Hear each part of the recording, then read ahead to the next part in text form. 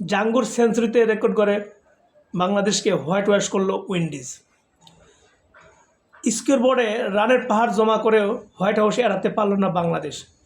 প্রথম 2 ম্যাচের মতোই শেষ ওয়ানডের ভাগ্যেও তাই জুটেছে। অভিষিক্ত আমির জাঙ্গুর সেঞ্চুরি ও কেসি কার্টির 95 রানের ভর করে 4 উইকেট ও 24 বল হাতে রেখেই জয় তুলে নিয়েছে স্বাগতিক ওয়েস্ট ইন্ডিজ। এতে করে 3 ম্যাচের ওয়ানডে সিরিজে হোয়াইট হাউস হলো বাংলাদেশ। এর মধ্যে দিয়ে 10 বছর পর বাংলাদেশকে ওয়ানডে সিরিজে ধবলাধোলাই করল ওয়েস্ট ইন্ডিজ।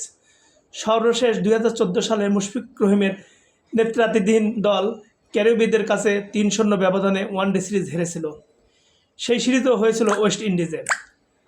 সব মিলে 3 বছর 9 মাস পর বাংলাদেশ কোনো ওয়ানডে সিরিজে ধবলধোলাই হলো। এর আগে 2021 সালের মার্চে নিউজিল্যান্ড সফরে 3-0 ব্যবধানে হেরেছিল তামিম ইকবালের নেতৃত্বাধীন দল। বৃহস্পতিবার সেন্ট কিটসে টসে হেরে ব্যাটিংয়ে নামে বাংলাদেশ।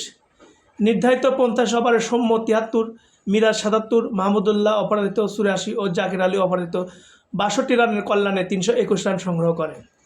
জবাবে ওয়েস্ট ইন্ডিজ অভিষিক্ত আমির জাঙ্গুর অপরাজিত 104 রান, কেসি কার্টির 95 রানে ও গুদাকেশ মতির অপরাজিত 44 রানে ভর করে 4 উইকেট ও 24 বল হাতে রেখেই জয় তুলে নেয়।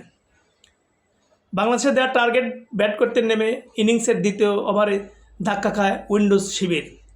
নাসুম আহমেদের করা ওভারে 14 রান এলেও শেষ বলে রান আউট হন ব্র্যান্ডন কিং।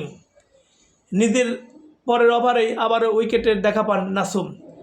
এবারে বল করেন অ্যাথানেসকে। স্টাম্প থেকে সরে এসে সুইপ করতে চাইলে তার ব্যাটকে ফাঁকি দিয়ে ফুল লেংথের বল আঘাত হানে স্ট্যাম্পে।